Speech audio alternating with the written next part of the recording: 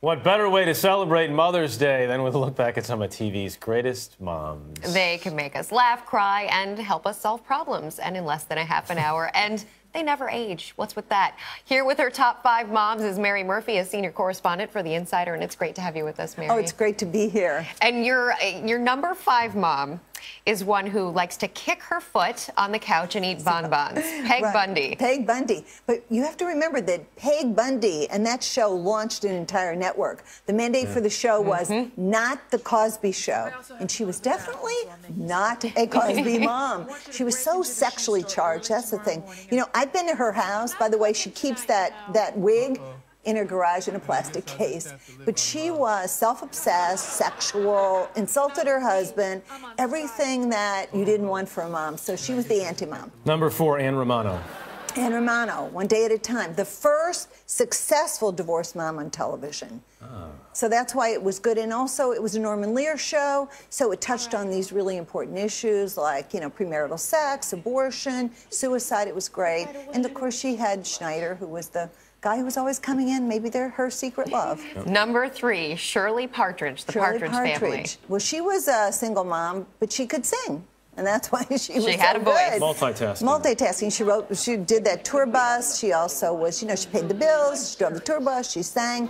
And also remember that her son on television was a pop star, and he was her actual real, you know, son in real life. And so he was a pop star, so that was good. Number 2 was a favorite of both Rebecca and mine. Claire Huxtable. Claire Yeah, Huxtable. yeah. Just well, so, you know, iconic. She was iconic. The show was iconic. That was a landmark television show. Yep. And remember, she had such pressure on her. She had to be the first woman in this upper middle class black family on television, and she had to deal with her kids and Bill Cosby.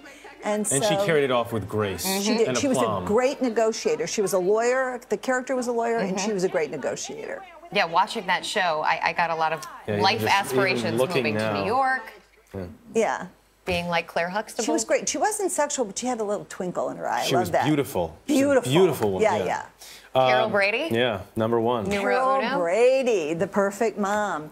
You know, you probably don't remember this, but there was no blended family on television. It's the first blended family. Carol Brady was the first woman to sleep in the same bed with her husband in like 40 years on television. She was Mama's therapist. That's what she was. She was the glue that held that family together.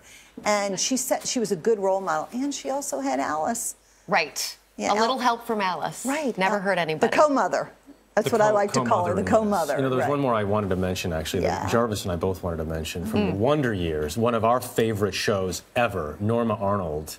Who doesn't make a lot of these lists because she just gets forgotten about and maybe didn't play the biggest role ever, but she was just a lovely mother, right? And that show was just so good. It hit on all the right things. So many great mothers on television as role models or not as role models. Mary Murphy, thanks so much. We appreciate it. Thank you.